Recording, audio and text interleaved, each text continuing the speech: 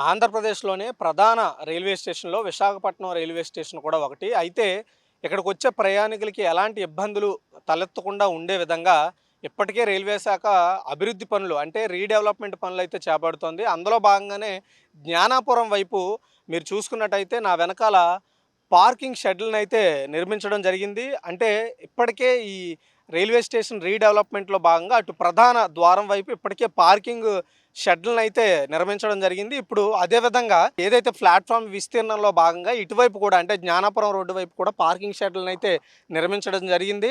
ఎప్పుడైతే ఈ రైల్వే ప్లాట్‌ఫార్మ్‌లు వాడుకలోకి వస్తుందో అంటే పూర్తిగా నిర్మాణం అయిన తర్వాత వాడుకలోకి వస్తుందో అప్పుడు కూడా దీన్ని వాడుకునే విధంగా పూర్తి స్థాయిలో అయితే డెవలప్‌మెంట్ చేయడం జరిగింది.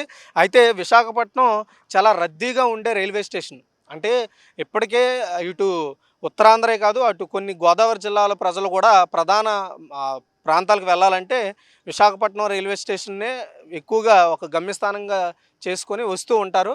అందులో భాగంగా వచ్చే ప్రయాణికులు వారి యొక్క వెహికల్స్‌ని పార్కింగ్ చేసుకునే విధంగా సౌకర్యవంతంగా షెడ్‌లనైతే నిర్మించడం జరిగింది.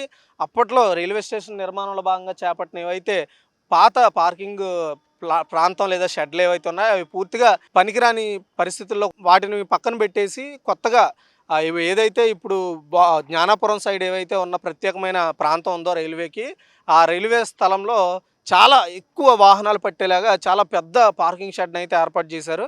దీని ద్వారా ఏంటంటే ఒక 2, 3 రోజులు ప్రయాణం చేసి వచ్చే వాళ్ళకి హాల్ట్ విధంగా లేదంటే జనరల్ పార్కింగ్‌గా కూడా చాలా యూజ్‌ఫుల్‌గా ఉంటుంది. అంటే వెహికల్స్ పెట్టినా సరే అవి తడవకుండా, ఎండ తగలకుండా ఉండే విధంగా మంచి ఏర్పాట్లు చేయడం జరిగింది.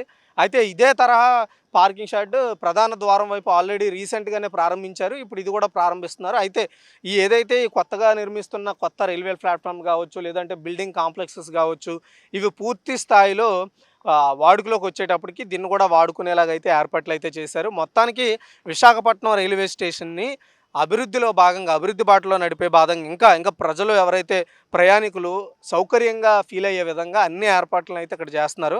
ఎందుకంటే ఇప్పుడు నేను చెప్పినట్లుగా ఆల్రెడీ విశాఖపట్నం ఇప్పటికే బాగా అభివృద్ధి చెందిన నగరం.